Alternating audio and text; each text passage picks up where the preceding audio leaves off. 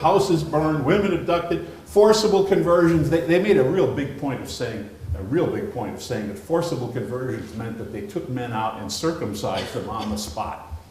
Huh? That still causes me a little pain just to think about it. Huh? This is supposedly what happened. Now think about this. This is a missionary who's reporting these things. How did he find out? Assuming the Ottomans didn't really take a survey. Imagine a missionary is going out and taking a survey. Huh? They're going out and they're saying this, Turks, Kurds, excuse me, how many priests did you kill? How many women did you abduct? And how many forced conversions with circumcision did you perform? Huh? These things never took place. They didn't exist. No one went around counting the dead. It simply didn't take place. But people had to give information then and now. And I'm sure you will back me up in this when you read the newspapers and see the statistics that are in, and you want to tear your hair out. But people feel they do need to put statistics down. And the easiest thing to do? Make them up. And the easiest thing to show where they came from is simply say they're from the Turkish government.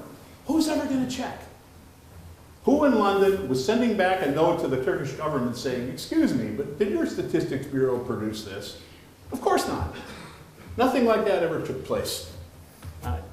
Many outright lies, complete fakes. Well, let's take a look at another one here. This is from the town of Vaughan, one of the places that I've worked at and studied. And this is supposedly what happened when the Armenians were attacked by the Kurds and Turks in Vaughan. You can imagine, as I said, the sort of the odd pornography. You have these half-naked Armenian women running through the streets without shelter or food. This would be a terrible thing, except it never happened. It never happened at all. Right? The British consul at the area, someone who didn't like the Turks very much, was forced to say that it never happened. He was forced to say it because supposedly it was a quote from him. They even printed British words and made them up. And he, of course, had to write back and say, of course I never said anything like this because it never happened. Nothing like that took place. Most of the claims that were investigated by consuls, and we'll give you an exception in a moment, most of these claims, when investigated, turned out to be lies. For example, in the 1890s, it was reported in the newspapers that all the Armenians in Merzivan had been massacred. So the French consul went to the spot, investigated, and found out that there had been no massacres. In 1903, in the same area, Sasu, 1903-4, the press in Britain and America reported that Armenian villages had been destroyed, Armenians massacred. The British consul went to investigate, and even though he didn't like Turks much, he had to report that he had slept. He had slept in the houses that were supposedly destroyed, but nothing had happened in the villages at all. Now, I might add that his report never appeared in the paper, just the initial statement. When something said the Turks were innocent, you didn't see it reported, or at least very seldom. The British diplomats, who, as I say, were not friendly to the Turks, but the British diplomats were definitely upset that words were being put in their mouths, that things were being reported that they had said that they hadn't said at all. And they were angry about their reputation, obviously. Another big problem, most shown by the Associated Press author that I mentioned a bit ago. Another big problem, perhaps the greatest problem, was simple ignorance. Now you expect that the readers would be ignorant. You expect that people in London, people in New York, people in the rest of America and Britain, they would not understand what Turkey was like. And they wouldn't comprehend what was going on. You expect that. But the Associated Press representative who said so many reports on terrible Turkish dealings, you would expect him, living in Istanbul after all, you would expect him to know something of what was going on.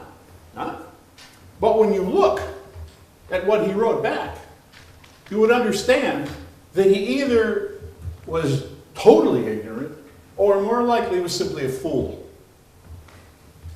In Istanbul, he reported, in Istanbul, a mob had attacked the house of what he called the leading Armenia and the leading Armenian, whose name was Kasim Pasha.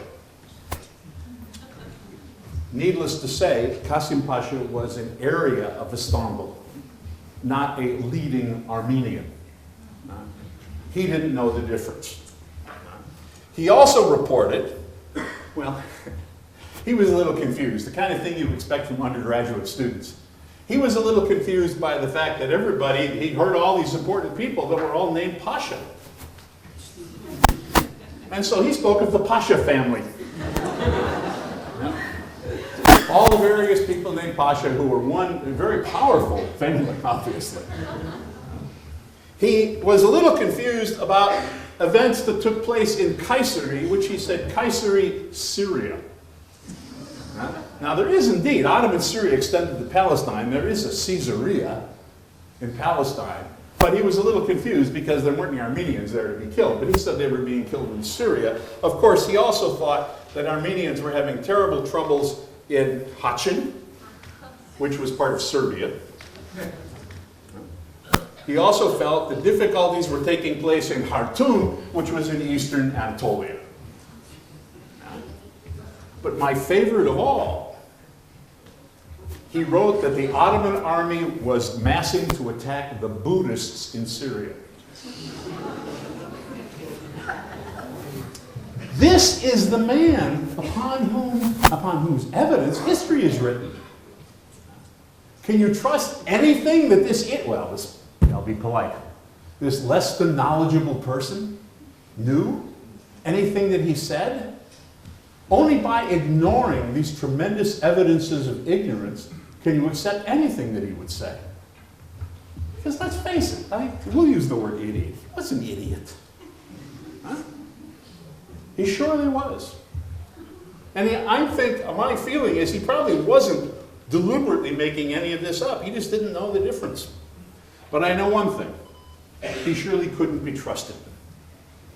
Other reports. We know lots of reports that appeared at the time simply cannot be trusted because the diplomats who were on the spot in their secret writing never noticed that these things took place.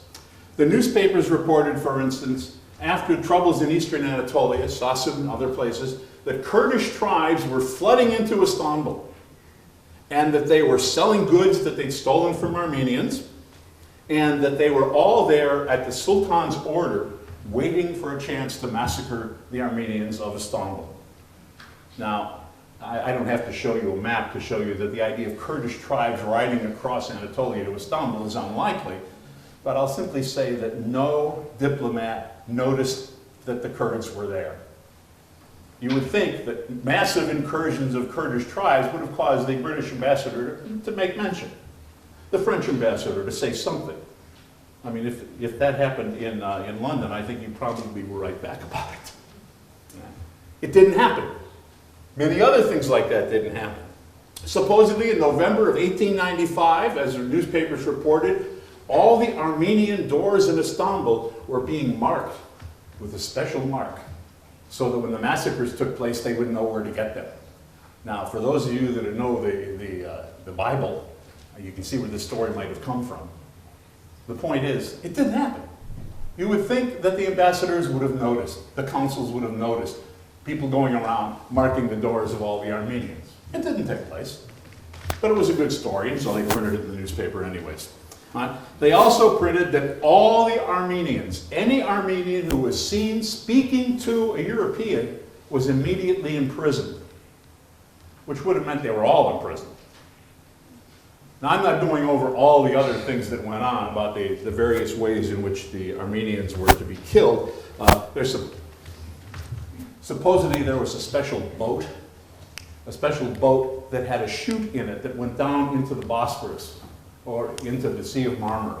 And the Armenians were being taken out of Istanbul and put in the boat and then slid down the chute, weighted with various stones and things like that, so that they all were killed. Again, nothing like this ever took place. But it was reported in the newspapers, and of course, I'm sure, must have been believed. The newspapers the journalists even had psychic powers. The psychic powers were, for instance, used in the city of Vaughan, which I've studied quite a bit. In the city of Vaughan, it was reported in the British press that in 1894 there was a major Armenian uprising. Well, there was a major Armenian uprising, but it was in 1896, 2 years later. So one assumes they were psychics, and they figured out what was going on. Some reflected what the government wanted them to say. Others tried to tell the truth, even if the government didn't want to hear about it. And in the city of Van, over here on the right, in the city of Van, there was a very good consul named George Pollard Davy. He was a man who said a lot of bad things about Turks. He also said a lot of bad things about Kurds, and he said bad things about Armenians too. And he reported the Ottoman government's failings, but he also reported when the Ottomans were trying to do the best they could to make a bad situation much better. So in other words, he was exactly what you would want. You would want an even-handed man to be your representative.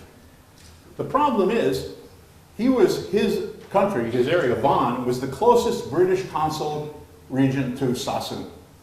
And so when Sassoon troubles emerged and they started getting in the press, the British in Istanbul had to send someone to investigate.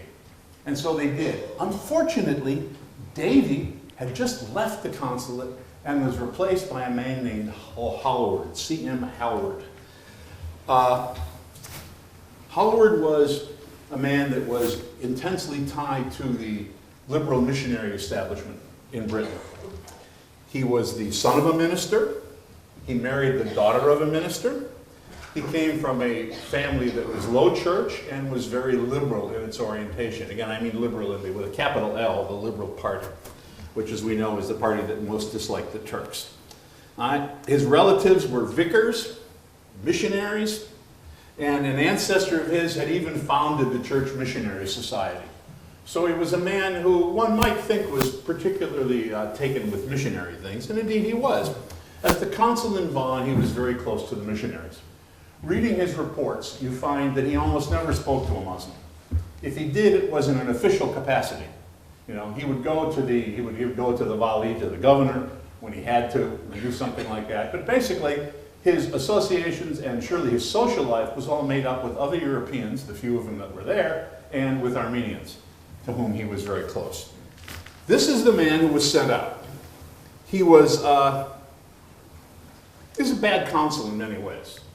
For instance, because he was so tied to Armenians and no one else, he was asked in 1896 from the embassy, they sent him a note saying, "We've heard that there is danger of Armenian revolt in the area. What's happening?" And he assured the British ambassador, and of course London, that there was no chance of an Armenian revolt in Van, that he had been told by his sources, i.e. Armenians, that there'd be no trouble at all. And of course 2 months later there was a major Armenian revolt. He really had very little idea of what was going on. But this was the man who was sent to investigate what happened in Sassoon. He was the kind of man who said what his superiors wanted to hear. And unfortunately for the reputation of the Turks, the ambassador at the time was a man named Curry. And Curry, if you know anything about him, Curry was himself a man who hated is not a too loaded a word to say, hated Turks. And of course the Turks hated him too, especially Abdul Hamid and him, they were about as close to enemies as you can possibly get. But the biggest factor was that he came, and the investigation of Sassoon came at a time when the Liberal Party, the party of first Gladstone and then of Rosebery, were in charge. And these were people who actually solicited the worst views of Turks that they could have. So they sent this man out to investigate, and sure enough, he went out to investigate. He rode as far as Mush. He rode as far as Mush, as you can see up there north of Sassoon. He didn't get any further. Now, the reason he didn't get any further is something that's open to debate, and who knows. The Ottoman soldiers told him that there was a quarantine for cholera and that he couldn't go any further. And indeed, there was a quarantine for cholera. So maybe that was true. It also was true that they felt that Hallward was such an enemy that, well, the Ottoman Sultan and the Ottoman government actually formally complained to the British that Hallward was instigating Armenian unrest. The only consul I know of that ever happened to. So, you know, there may be some accurate to it. I don't know why Hallward didn't get to go to Sassoon. I don't know if anyone will ever know the actual story, but I do know that he never did get to Sassoon. He never did see anything in Sassoon. As a matter of fact, he went to Mush, and he took up residence in the Armenian Catholic bishop's house. And he stayed